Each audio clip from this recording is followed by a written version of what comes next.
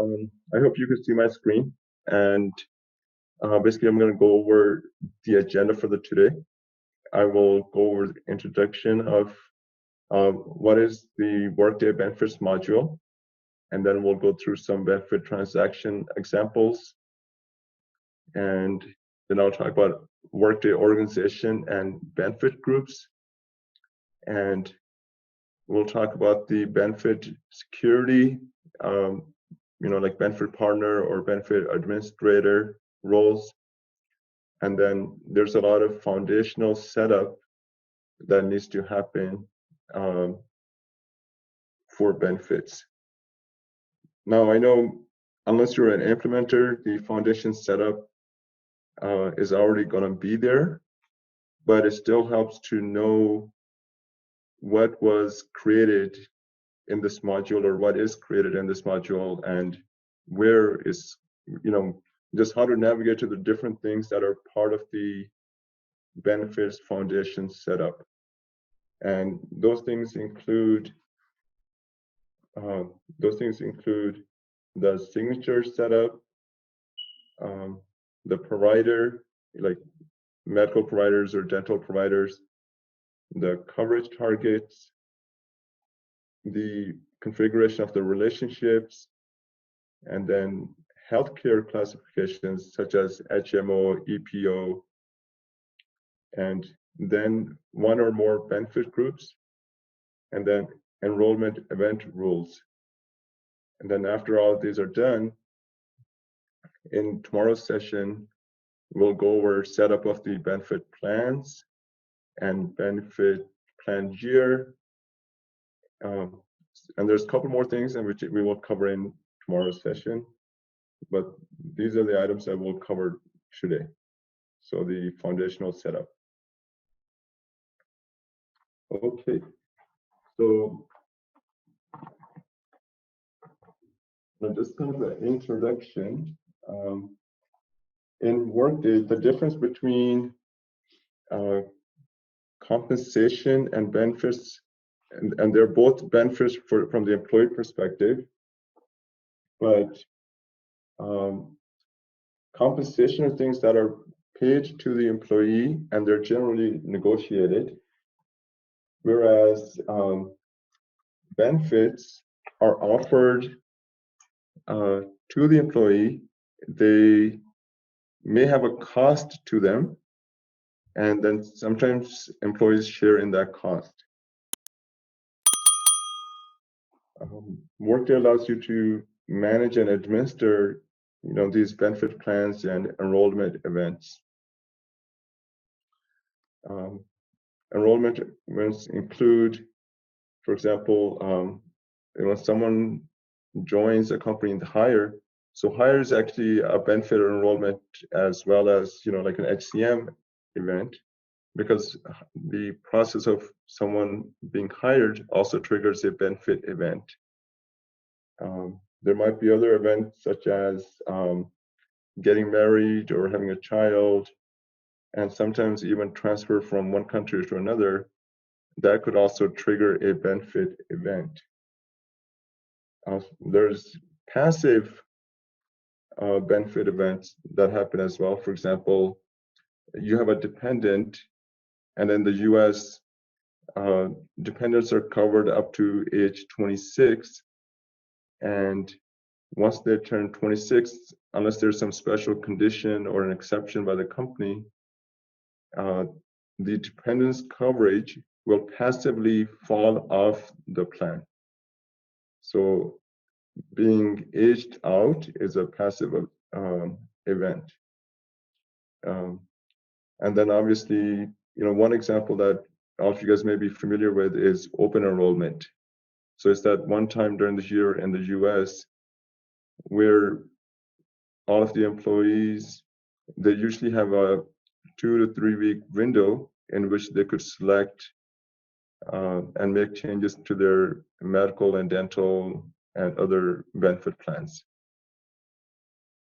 So benefits module allows companies to administer the benefit plans and these enrollment events and any rules that are associated with this.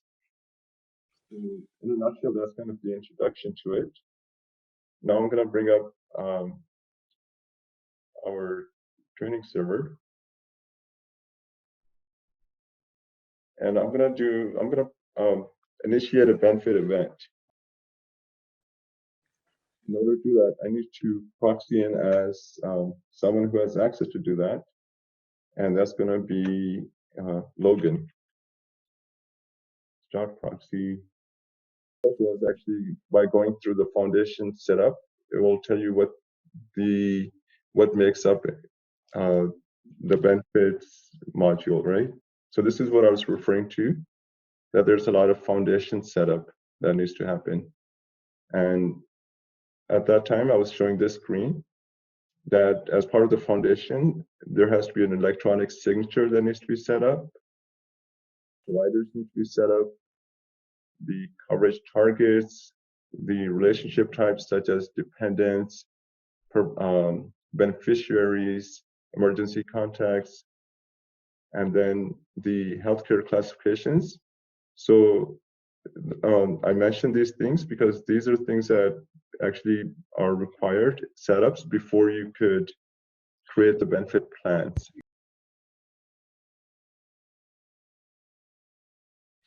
So I will get into that. That's on this tab, and I will share on that screen what those are. But basically, all of this is considered foundational setup. And when we configure all of these, they are supposed to build a benefit group. And then once we have benefit group and we have the eligibility things set up, and then in tomorrow's session, we will actually build a benefit plan. So they're also part of the, they will fall into the enrollment event rules. So you will list, you create a rule and say, okay, as far as when someone is hired, they're allowed to enroll themselves into these plans and within so many days. So let me I need to make sure I proxy as someone who has access to do benefit transactions and benefit administration. So in Workday training servers, it's usually Logan McNeil.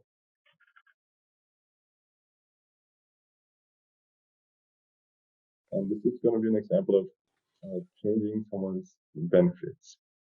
So I'm going to pull up an employee named Lucy Collins.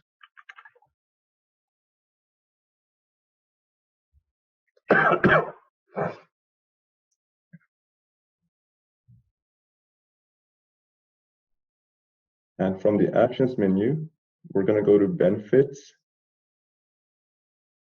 And then that first choice is change benefits.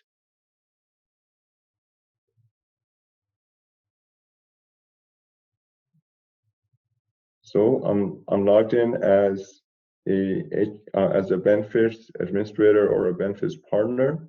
I'm doing changing benefits on an employee, and I could select any of these benefit event types. So there's a lot of them that the administrator has a lot of access to all of these event types.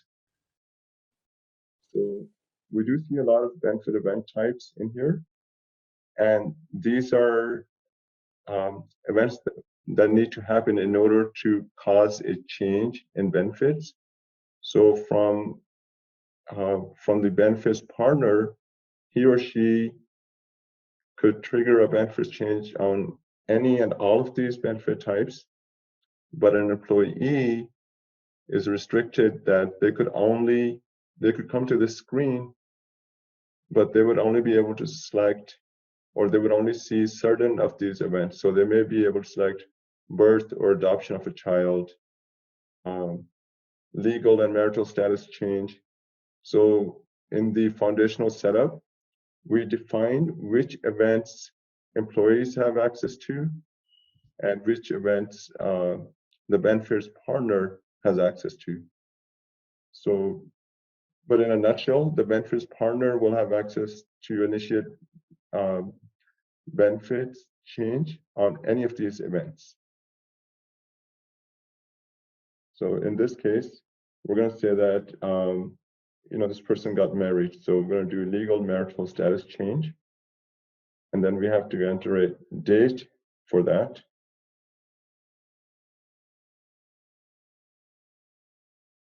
And then I'm going to go ahead and submit.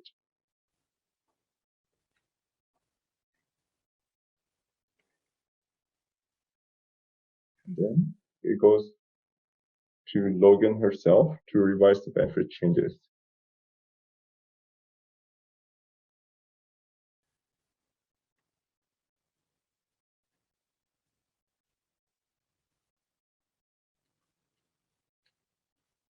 So something like a legal marital change requires a proof of eligibility.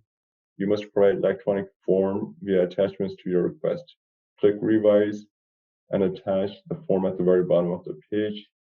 So if that's a requirement, then let's revise and add that.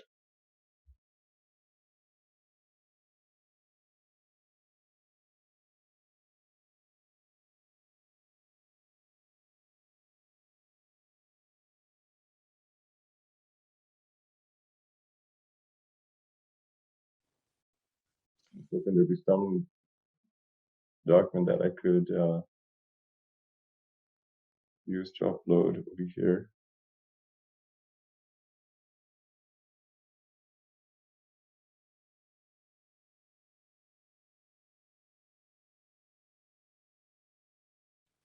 Okay, so as the HR partner, we initiated the change, and now I went to Lucy to actually make the change.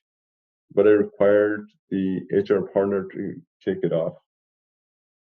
That's the configuration. Most companies will just simply allow the employee to initiate that change and upload the required document, and then it will come to the HR partner to validate and check the proof. So now I'm gonna proxy in as Lucy.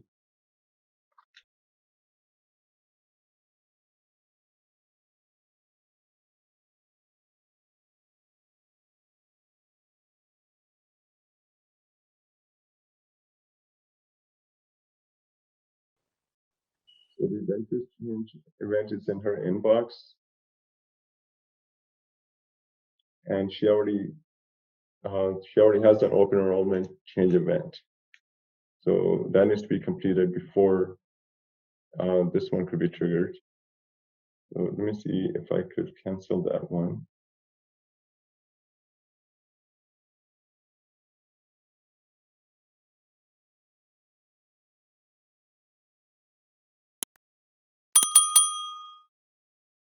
So it seemed like there was open enrollment. Someone had initiated, so that needs to be canceled before I could initiate one. So let me stop proxy as her.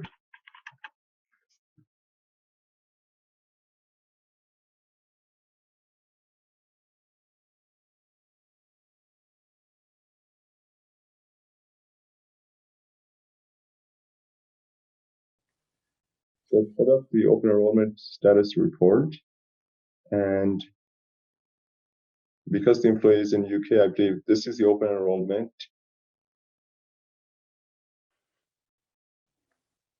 And let me check the details on it.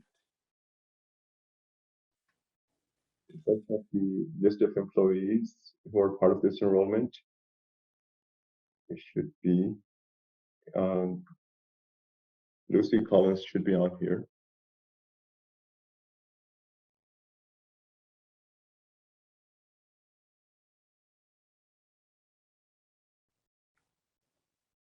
Okay, so this is the correct one.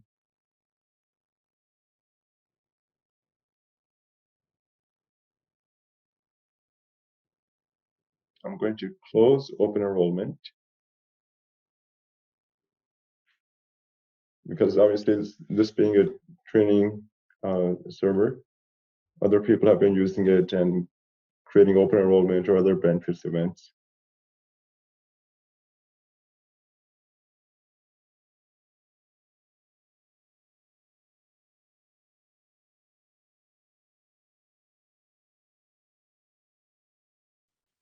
Opening and closing open enrollment was actually one of the last things, but I get to demo that up front.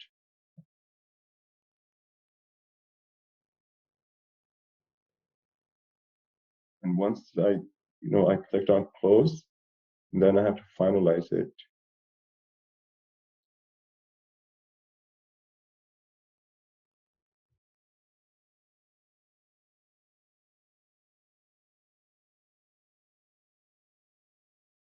Okay, so that finalized it. Let me check Lucy's profile.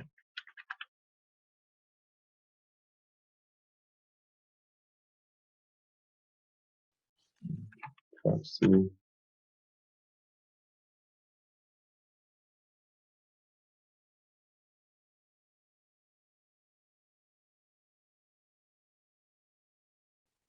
Okay, so here's the marital status change that I had triggered. And now as Lucy, I could go ahead and make changes to her healthcare plan.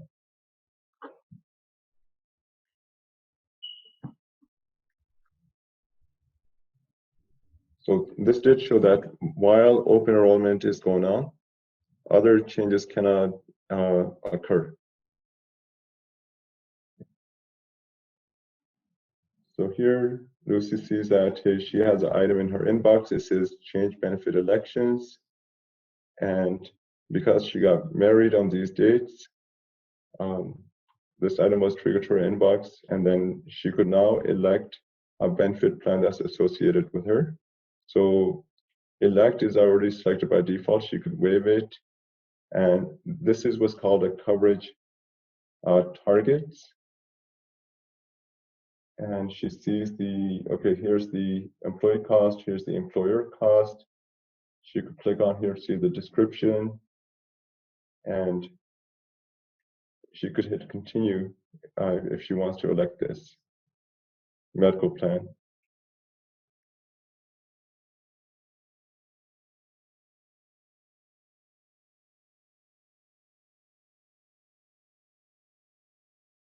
So after electing the medical plan, then the other plans also show up, such as childcare vouchers. This would be obviously company dependent. And also some countries have them, some countries don't, and depending on if the company has set them up. So it doesn't look like she's eligible for those. So I'm just going to scroll down and hit continue.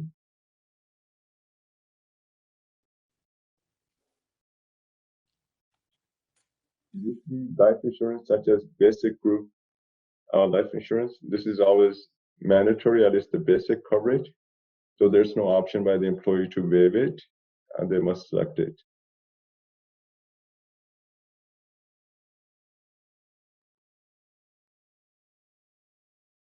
And then there's the retirement savings selections.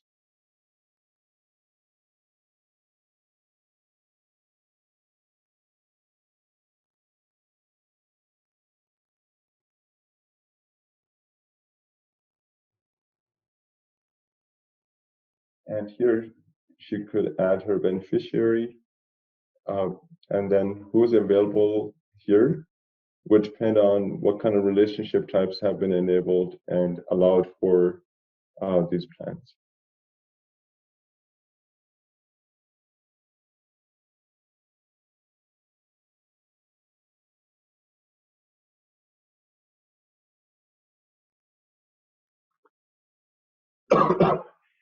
So she doesn't have any beneficiary people set up, and I'm not going to create one, but that's where it would be added.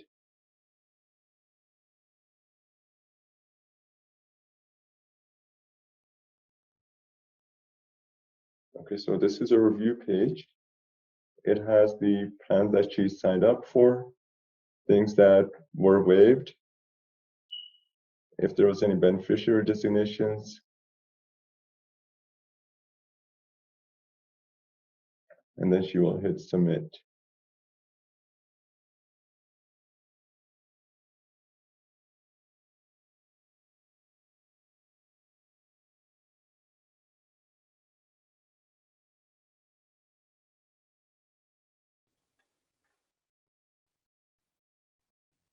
So this is now like, it's kind of like a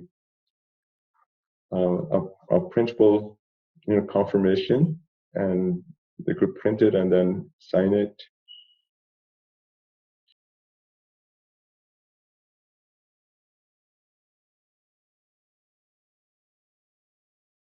I ended up clicking done, but which one were they? Like what were you asking? That would be like, since that was for a health insurance or life insurance, so beneficiary would be like, she may want to designate who would get that health insurance or life insurance in case of her death, or she will need to designate who the beneficiary person should be. So at that stage, if she elected to create a beneficiary, she would enter a dependent saying that my spouse, and she would either create that person's record if it doesn't already exist in the system, and designate that person as a beneficiary for her insurance benefits. So usually a beneficiary comes into place if it's a insurance and there's going to be a financial payout in case of injury or death, and then you designate a beneficiary for it. So now, in this example, there was a marital change event, and then as a result of that, she was able to change. As a result of that, they were able to change some elections, and some she was not. So that kind of rules, they're actually set up as part of the configuration, that based on a particular event, what kind of plans are we going to allow to be updated or changed. There are some that are pre-delivered, but obviously you could create. It's actually the benefits administration, like their policy, like they may have things that they have to do by law, like if there is a dependent or a marriage event, or there might be just something like for certain things like signing up for commuter benefits. It may not require an event at all, or they could create something that's generic, saying administrative, and then in that case, regardless of the reason, via backend they could initiate a change.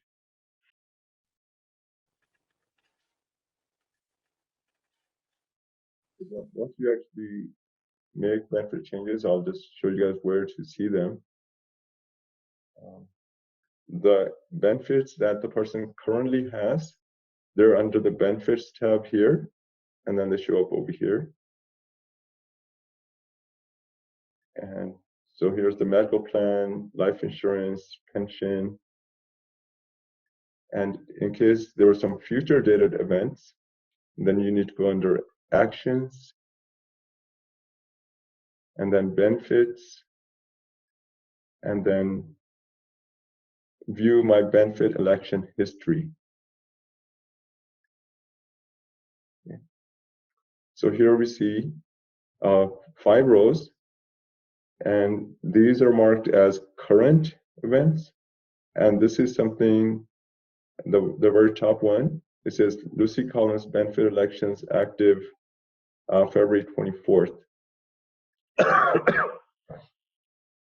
That's the one that we just did right now. So what we saw on the benefit screen were the previous enrollments that have been finalized. And the one we did right now is this one. So this is where we go to see the benefit election history. So a lot of this is helpful in troubleshooting, what plans the person currently have, who's covered in them, and what were the date that they're eligible for. So event date is always associated with when that happened. And then we actually click on those links. Then we can see the the details of that. So like as far as the cost and the plans that are associated with that event.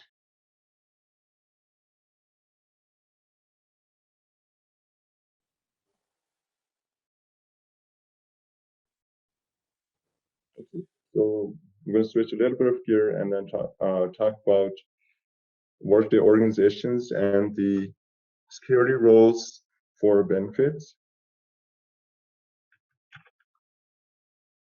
So I'm going to proxy in as Logan McNeil.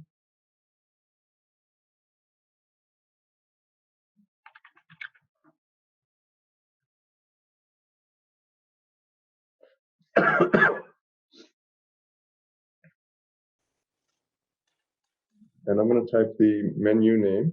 It's called View Security Group. And I'm going to try to find out who has the benefit partner role. And then we'll also look at who has the benefit administrator role.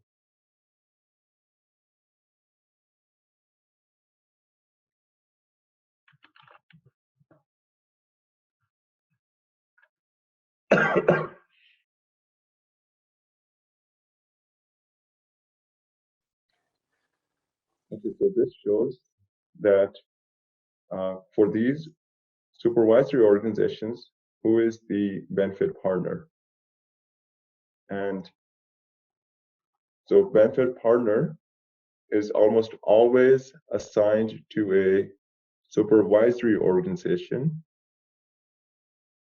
even though Workday has a lot of different types of organizations, but since workers are always hired within the supervisory organization, the benefit partner role is also always assigned to the supervisory org. So that's why we see all of the partners being assigned to their respective orgs or top level organizations.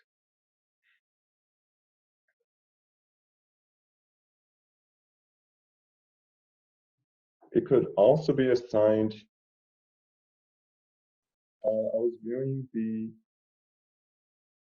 yeah, so I looked up under View Security Group. So the task name is View Security Group, and then you put in the name of the group. And then I opened it up in a new tab.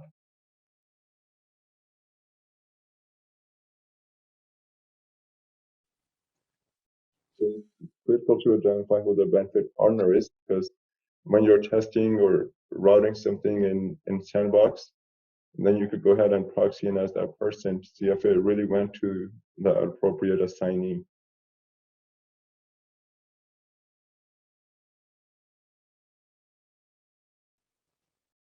Okay. So that's the benefit partner role. Let me find out who has access to the benefit administrator group. So benefit partner is assigned to the supervisory orgs, whereas benefits administrator is a user-based group, so it's not assigned to a particular org. That person is an administrator for the whole organization.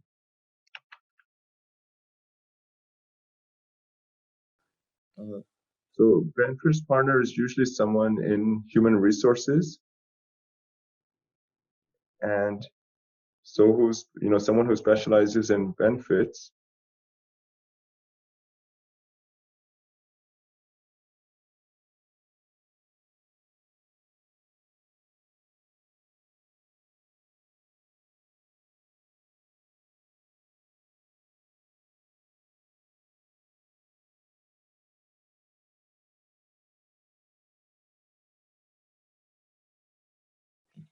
So all of these are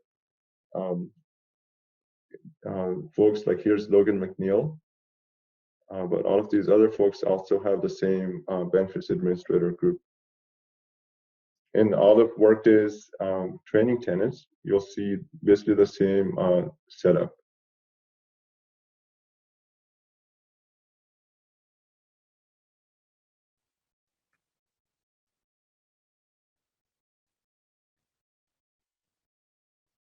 Now, whether someone has benefits administrator or benefits partner, they could both initiate open enrollment. So, at that time of the year when we need to initiate that, either one of those groups could do that. The difference comes in addition to benefits open enrollment, the benefits administrator has a lot more security access. And you can see what access they have by looking at their domain security areas that they have access to, and then the business processes that they have access to.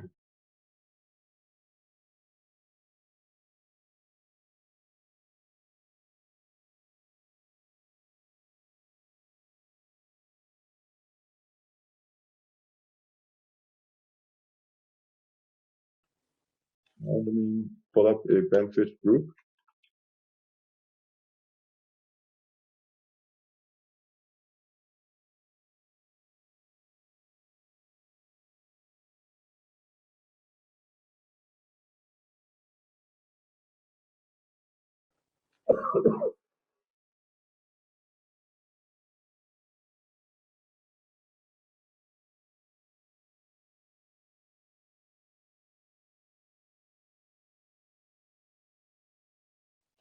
At this point, I'm just going to do a high-level overview of what is a benefits group. So usually, it's a way to group a population of workers, typically by country, and it's based on an eligibility rule. So in this example, I pulled up a group called active employees in the US salaried. So this group is based on the eligibility group called active employees in the US salaried. And if I open up that eligibility rule, you'll see what actually makes up that criteria. So it has to be in the organizations called GMS, and it has to be active employees, and it has to be in the United States, and they're not on an hourly compensation plan. One difference between training environment and like real life is they do not consider employees who are on leave, because the moment someone goes on leave, they're not going to be considered an active employee. So we're going to have issues with that. So ideally, this criteria should also say, should also include people who are on leave. So you should say something like on leave equal yes. So that just because someone's on leave, they still remain part of this benefit group. So, you create a benefits group to group the employees for benefits processing. That means if everyone who is salaried and they're in the US, if they're going to go through open enrollment at the same time, or those who are going to go through open enrollment at the same time, they should be all part of one group. So since this is only for US salaried employees, that means if they were to do an open enrollment for non-exempt employees, they will have to do that as a separate event for them. So, when you're creating a benefit group, like the business will tell you how to group them, but typically they will be based on salaried or non-salaried, or they could be based on country. So you'll have a group for US, group for UK, and by various countries. The employees or the workers will be automatically assigned to a benefit group based on this eligibility rule. So when you hire someone and they meet this criteria, they'll automatically get assigned to this benefit group. behind the scenes.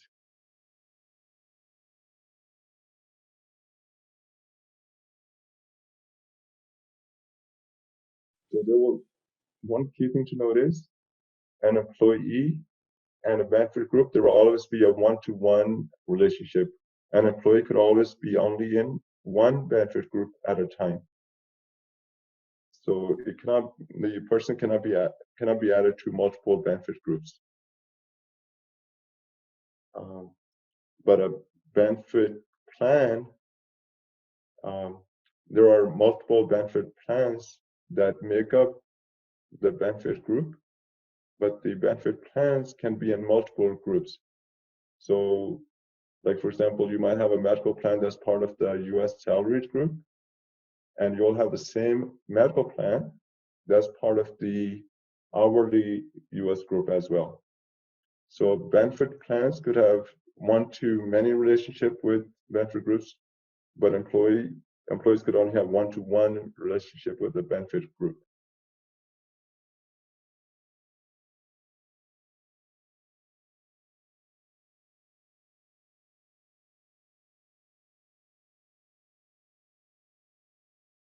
When setting up benefits administration, at least one benefit group is required at the minimum. You could have multiple ones for each country, depending on where is benefits deployed, but at least one group is required.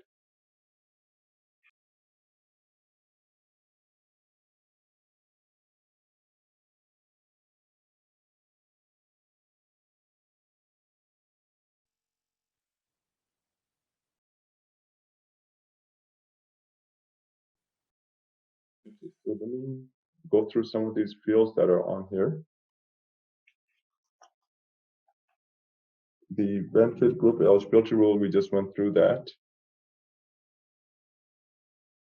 The enrollment event rule.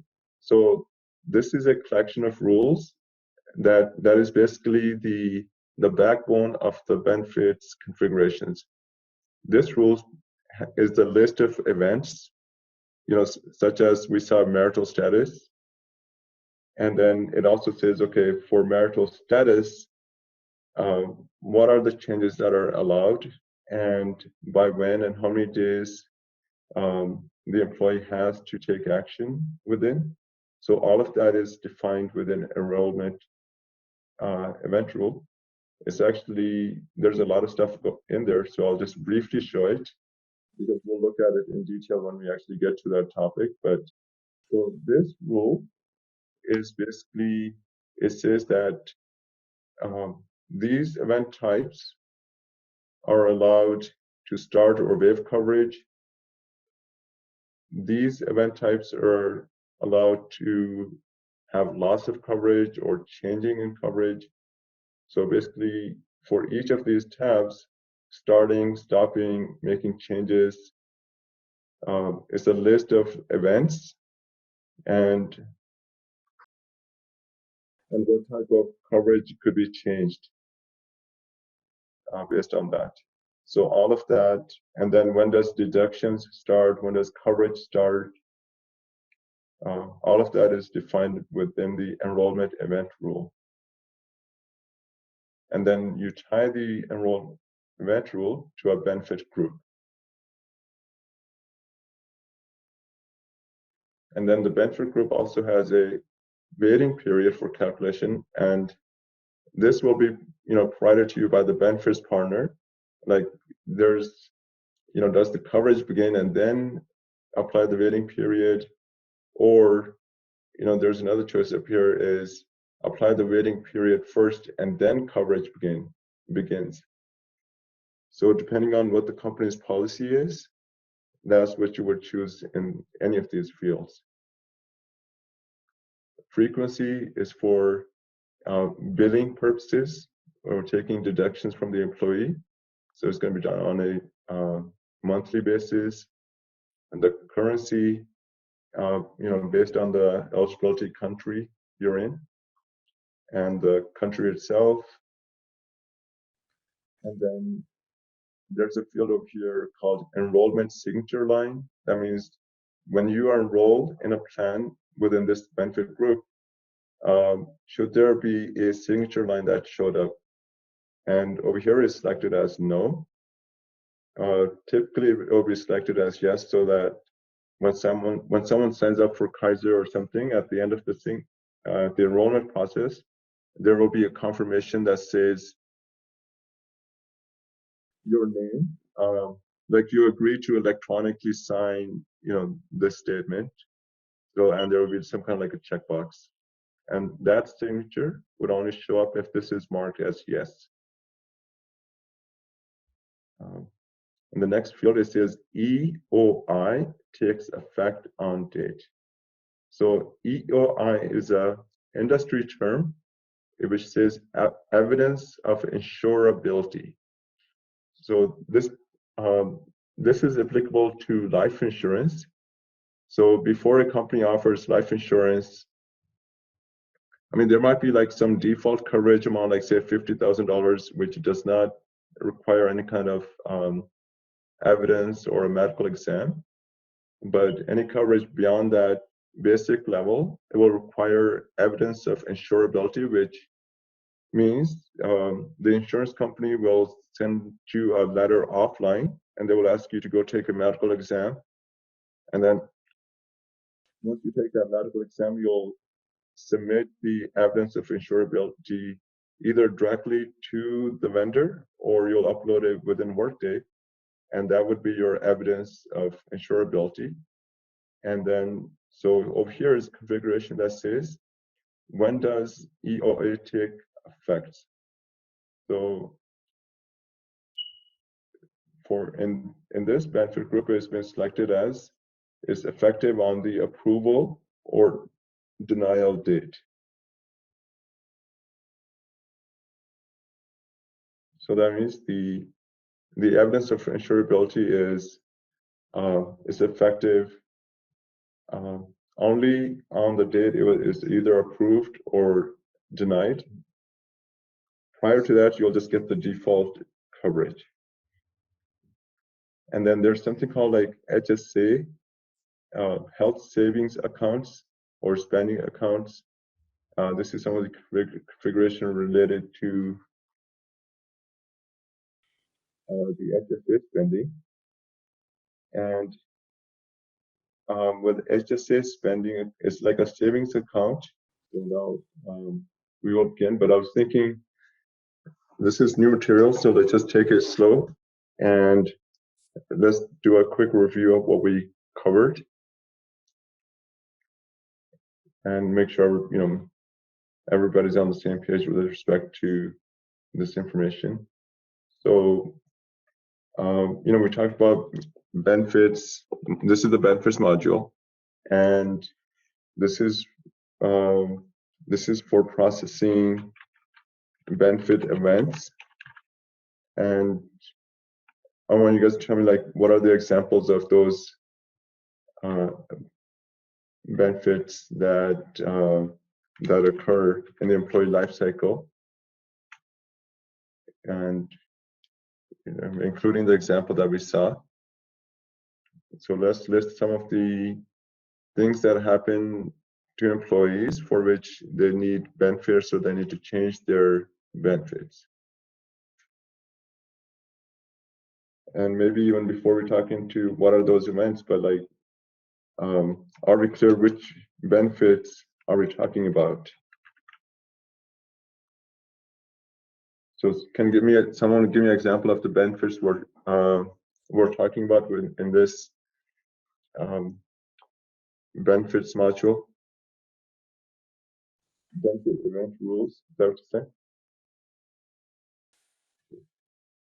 So let me write that down here.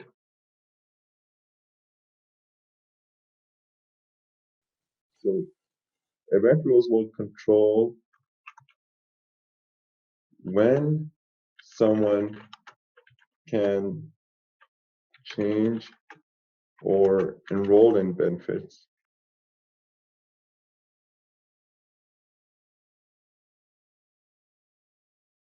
So that's good.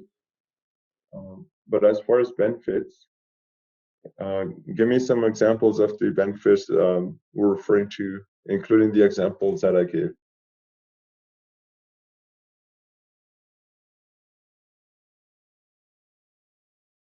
So benefits refer to things such as medical health benefit programs. So these are the benefits that companies offer through the company, or through the company, but via a third-party provider. So it could be medical health benefit program. Another could be dental program or dental coverage.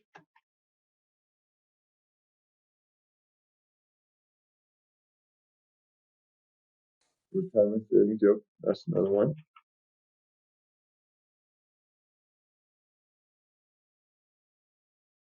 So 401k would be part of the retirement. In some countries, it would be called retirement or 401k. Give me another type.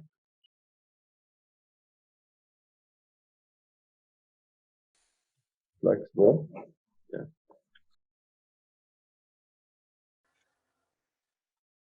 And there was another one I heard. So companies usually offer these type of plans. And so these type of plans need to be set up for the company.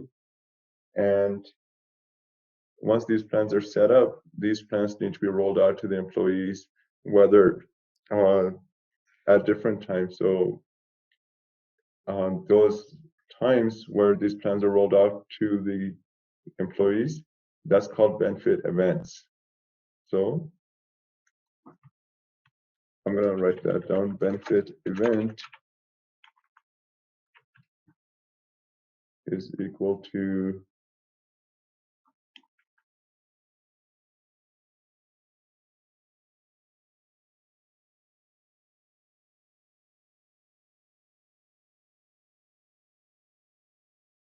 so benefit events are basically life events that enable an employee or benefit admin or partner, I should write benefit partner, to assign benefit plan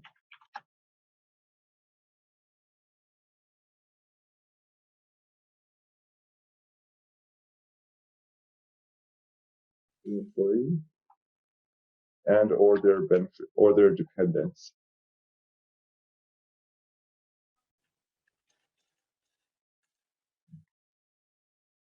So benefit events are life events that enable an employee or benefit partner to assign benefit plans to employee or their dependents. So the most common one is a hire event. So when an employee gets hired, that's one.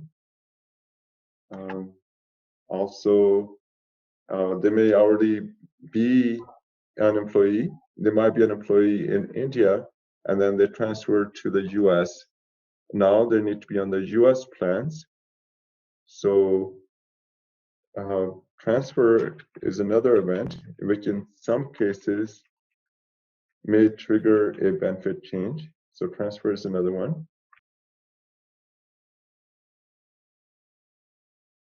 What are other types of events that could happen that trigger a benefit event? Okay. So having a child,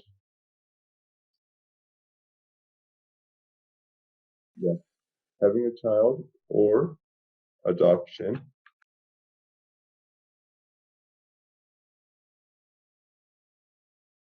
Another example would be marital status change, someone getting married. So especially in the US, the ability to change benefits is restricted to certain events. So some of them are hire, transfer, having children, marital status change. Termination If someone terminates, that's also benefits also change at that time. I'm trying to think of a couple other ones.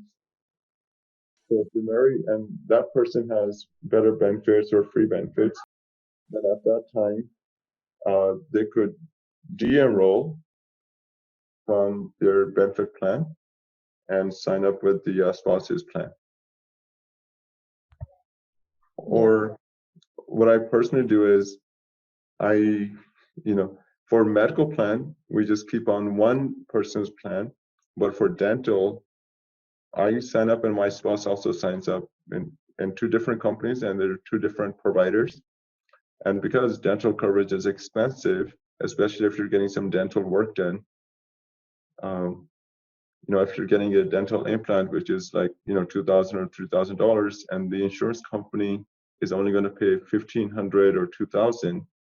So if you have insurance from both sides, then your dentist could bill both companies, and then your out-of-pocket will be, well, there won't be any out-of-pocket, or it'll be very little. Correct. So for dental, it always makes sense to have both covered. So personally, I have always done that, is just keep dual dental coverage. Okay.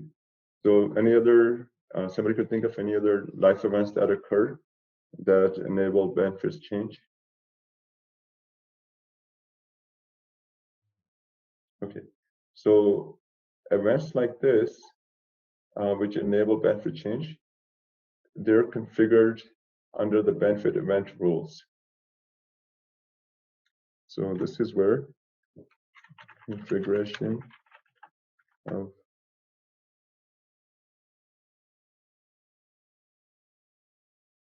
is possible, like especially life insurance, and depending, they may have a plan that's for executives. So the person, say they get promoted from a director to a VP, and now they will be on an executive benefit plan. That could happen. I will list it here, but I don't think it will be a common one, but it can happen. So I'll say certain job changes.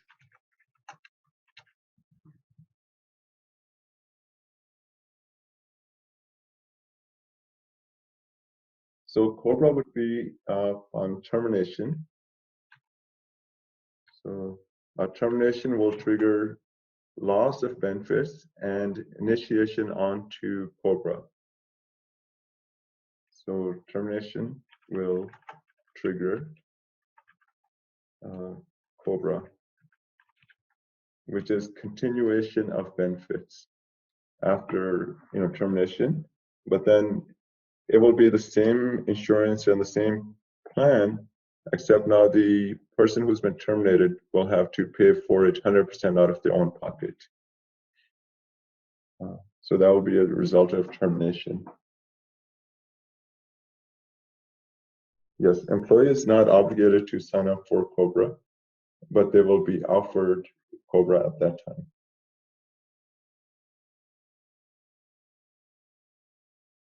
So the heart of all of this configuration of the control and when someone could change or enroll benefits is part of the benefit event rules.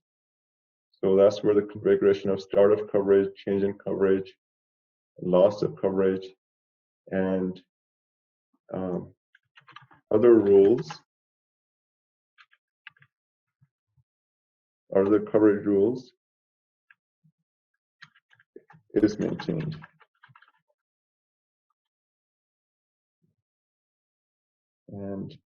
And then we talk about benefit group.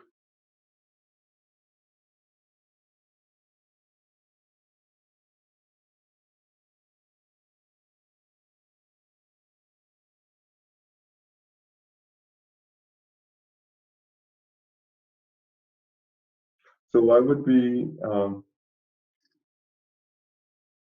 what is a benefit group? So benefit group, it defines defines a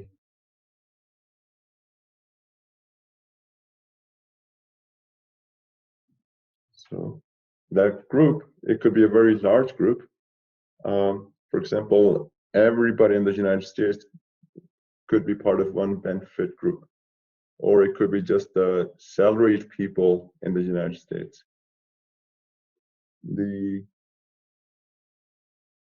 Whether or not to create a separate benefit group, it should be based on these considerations.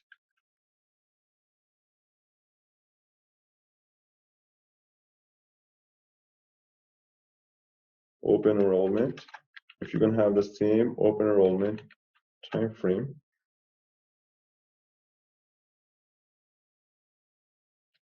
if it's going to be the same open enrollment, then it probably makes sense to have them in one benefit group, as long as they have the same rates. So remember over here I wrote not only similar benefit plans, but same rates and processing.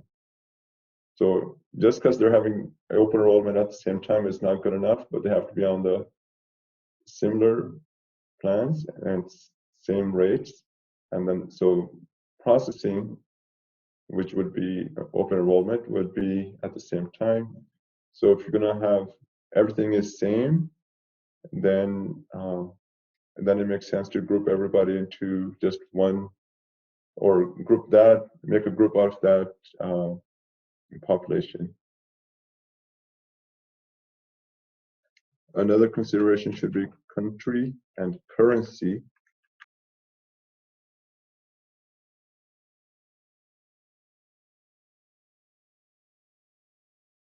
If the employees are enrolling in benefits in multiple countries, then you need like a separate benefit group for each country.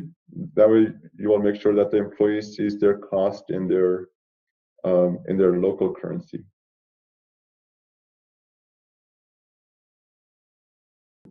Frequency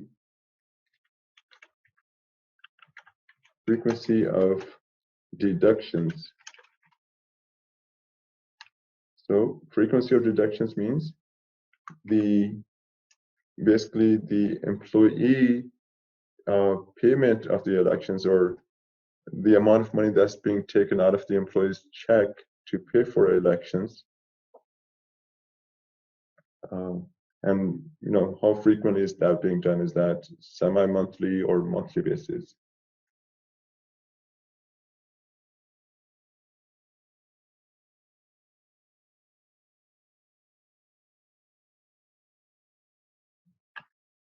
So if you're treating non-exempt population on a semi-monthly basis and and exempt on a monthly basis, then they cannot be on the same benefit group. But if everybody, whether they're exempt or not, or hourly, but they're in the US and their plans are the same and the rates are same, then the exempt, which is the salaried population, and the hourly population, it makes sense to just have them on the same benefit group.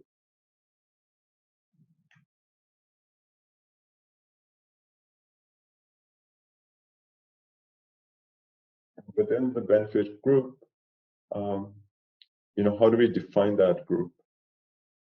So I actually have a tab in here called benefit groups, and I took some screenshots. Okay. So here's an example of a benefit group called active U.S. employees, and the benefit eligibility rule was just active U.S. employees. And let me make this a little bit bigger so you can see it better. So in this example, we wanted to make an eligibility rule that included everybody in the United States, as long as they were a regular employee type and they were on active status as far as benefits were concerned. So active status equal yes or true, or they're on leave equals equal to true. So basically this criteria will determine who is part of that benefit group. So this would be a medical leave, not a time off leave. So, like for example, someone goes on a pregnancy leave or a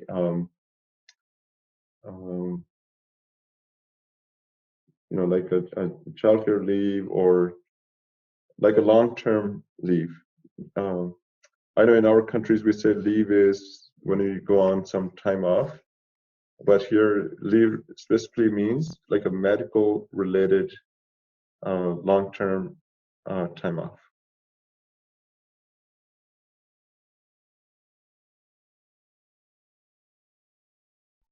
Workday by default, so if the person's on a regular time off, it is not considered leave within the Workday configuration.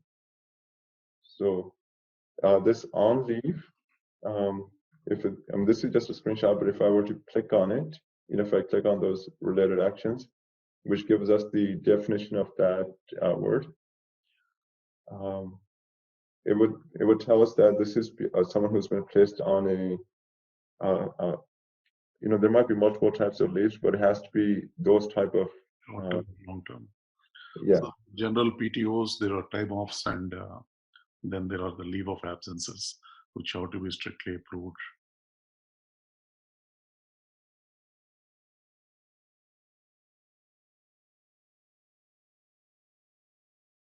And so when we're creating a eligibility rule like this, we have to select, the type. The task name is create benefit eligibility rule, and then we have to select here. This is the eligibility rule for a benefit group, or a benefit plan, or for dependent benefit. So since here we're talking about benefit group, when we're creating the eligibility rule, we're creating it for a benefit group.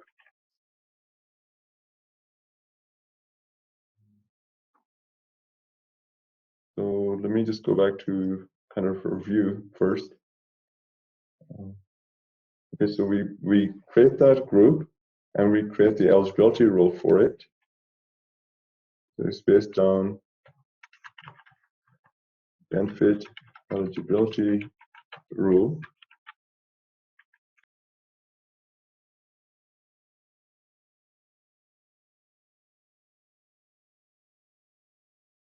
Then what else did we say about the benefit group? We said that that enrollment rule, or the event rule. So the benefit event rule gets assigned to the benefit group.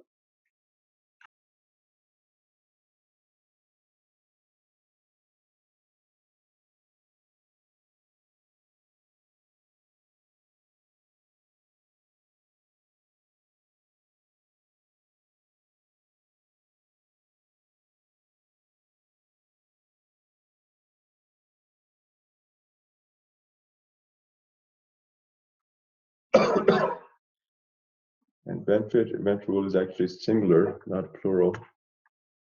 Within that rule, there's a lot of configurations, but it's just a singular item.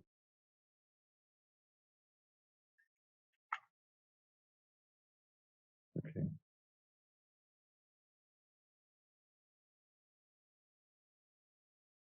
Benefit group also, in the benefit group, we define frequency, currency. There could only be one currency and only one country. So that automatically says that if you're in multiple countries and the employee population in all of those countries has benefits through Workday, through the Workday application, then you'll need a separate group for each country.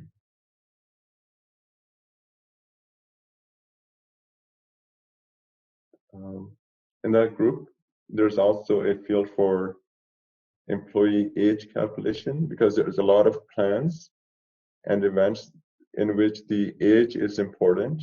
So do we calculate the employee age as of current date, or do we calculate the employee age as of event date, or do we calculate the employee age as of end of the year? So because it could vary, but then in order to ensure fairness, a lot of companies say we're going to calculate employee age as of December 31st of that year. So for maybe for benefit purposes or any other purposes, they'll look at the age as of end of the year. There's also, you could select as of the event date. So that's another selection. So someone's getting married, so at that, well, it says, well, I'll just leave it at that. It could be event date, it could be end of the year, it could be sys date.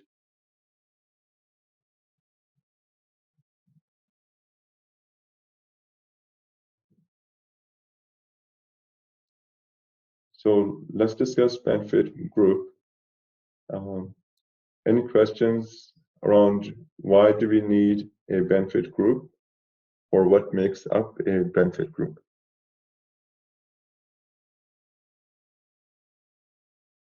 Correct. So if you have Workday payroll, then the frequency of deductions is, it's created as part of the HCM and payroll. So you define that frequency, which will be semi-monthly or monthly, and then within the benefit group, you select that frequency for everybody in this group.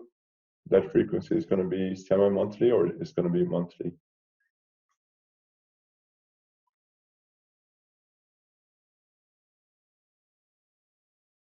There's a couple more things we said about benefit groups. Employee can be in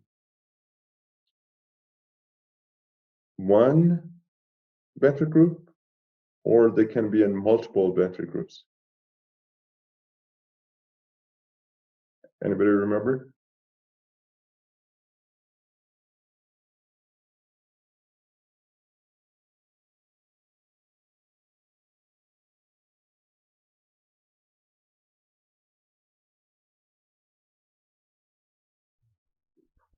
When you're setting up the plans, like say medical plan or dental plan, most of these plans will have a requirement that you could be only enrolled in one of them.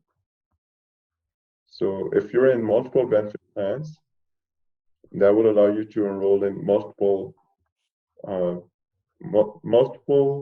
plans of the same type. So that would not work. So employee must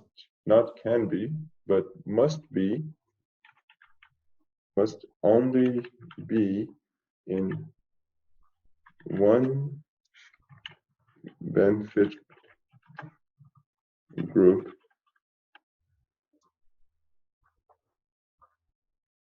at the same time.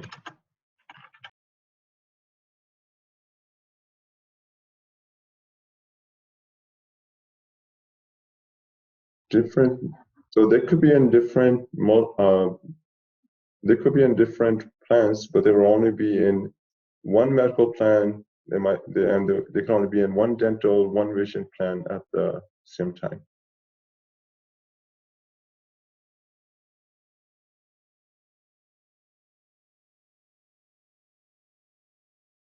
Oh, okay. Yeah. So employees could definitely be in multiple benefit plans, like that. There will be a medical plan or dental plan, retirement plan. But all of these plans actually they're within the same benefit group. So I'm adding over here. The benefit group is assigned the following. So the benefit plans are assigned to the group. The eligibility rule is assigned to the group, and the event rule is assigned to the group. Okay. So plans change all the time, and so you may need to transition employees from one plan to another, and they will say, hey, we're going to move away from one provider, and we're going to put our employees on another provider at open enrollment. So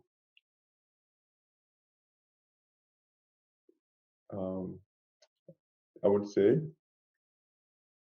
in that case, it's called provider mapping. So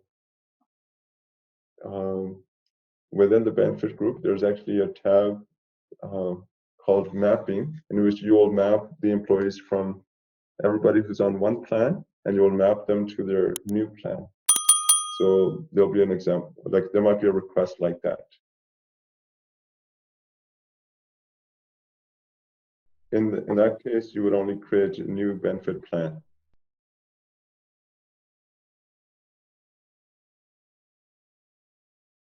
Employee must only be in one benefit group. Benefit plans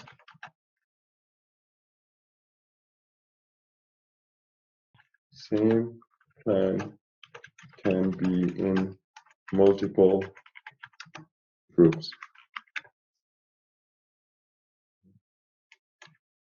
So an example would that be if you had a separate plan for salaried US employees, if you had a separate group for salaried US employees and separate group for hourly, but if the plans are the same, then you could have the same plan tied to both groups.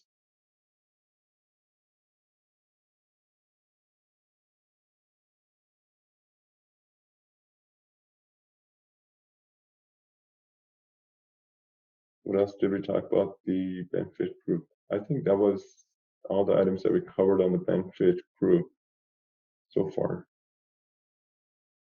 So I do want to cover it. The benefit group eligibility rule, a couple more things about that. So let me switch to our training server.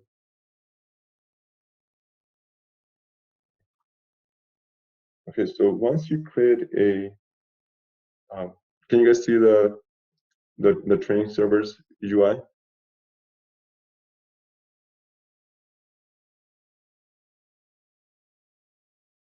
So once we create the benefit group eligibility rule, you could test it by going on the related action, these three dots, and you do a left click, and then there is benefit group eligibility, and you go to view eligible workers. So this will show you a list of employees who match the eligibility criteria that you have defined. So this helps you audit that, hey, you got the right set of population. So I'm going to go ahead and run that.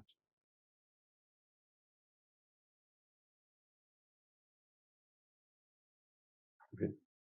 So because this testing data and this been used up a lot, and for some reason only 6 people are being showing up under active employees US salaried. Another thing you could do right off the eligibility rules related actions is you could go to benefit and then choose view benefit eligibility rule results. And then you could actually you could select an employee and then see if that person matches the criteria that you defined. So if I put, that person we were doing a transaction on earlier who was in UK, let me get her name, Lucy Collins.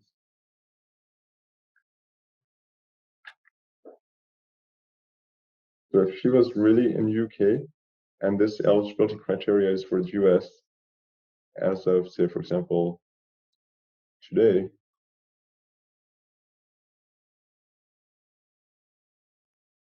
we would get false as the result.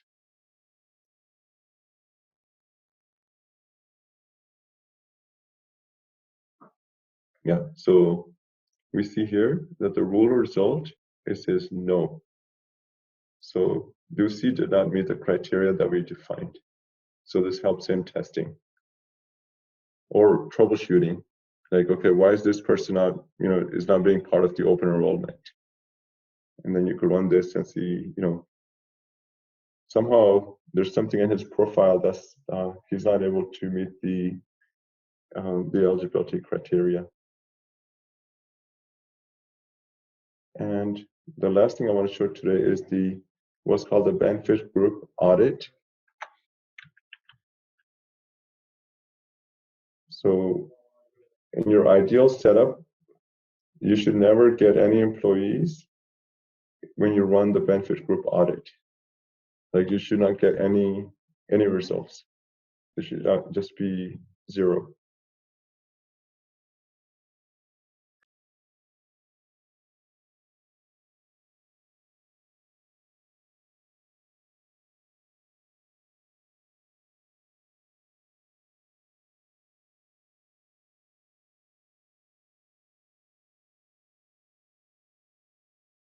So here we're getting a lot of folks. That means we have created a lot of benefit groups with the same criteria, and that's why they're all showing up as critical errors.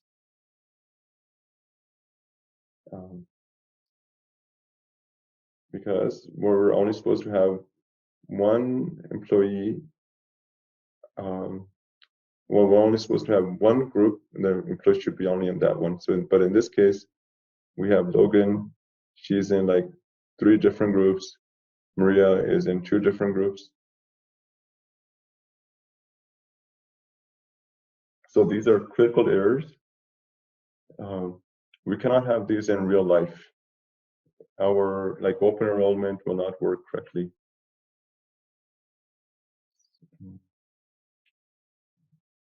So this report is very important, benefit group audit.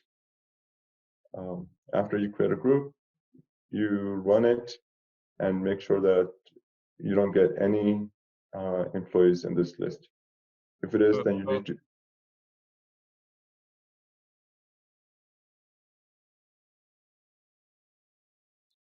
I didn't hear the last 2 words that you said.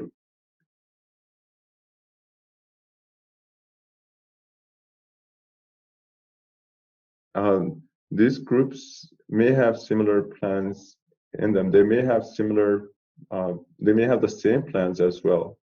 But because there are different benefit groups, we still cannot assign the same worker to different benefit groups.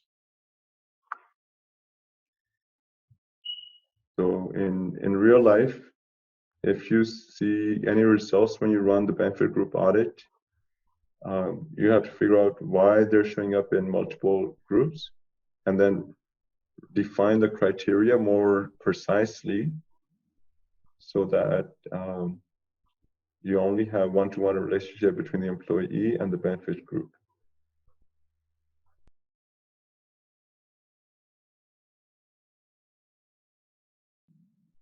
This is a Workday delivered audit. I don't know exactly what it checks on the back end, but it does give us these 3 eligibility rules. And it seems like when you run these 3 rules, they're picking up, all 3 of them is picking up Logan. I see just by the name, it says active employee HR based in the US. Okay, active employee in the US. So that explains why she's in both, because this one is just saying HR and this one's saying all active employees. So this does not exclude HR. And this one says benefit group eligibility rule. Let's see what this is for.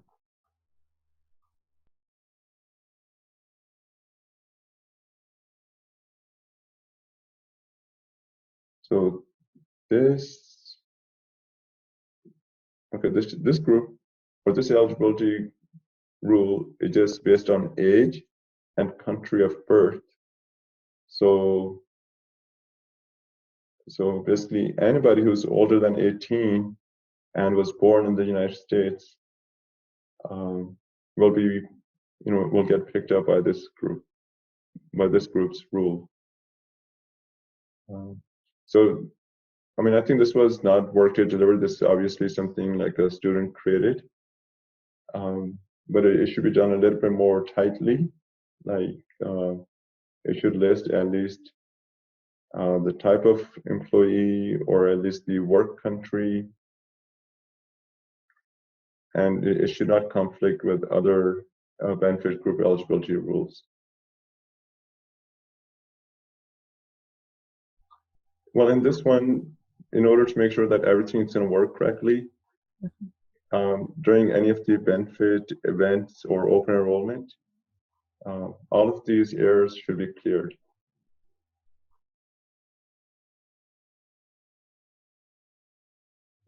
It will depend on how many countries the employee offers benefits through Workday.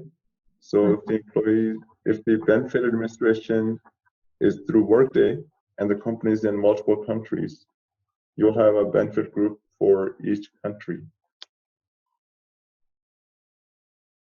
So, it could be anywhere from 2 to, I think there's 132 countries, or, whatever the number is going to be.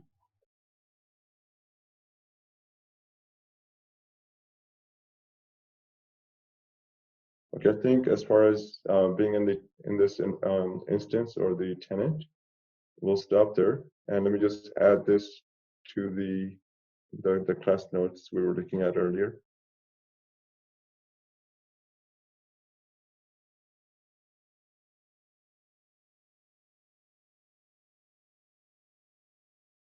So I think we'll stop there for today. I think this is it's a good starting point. And then I'll go ahead and post this on the LMS.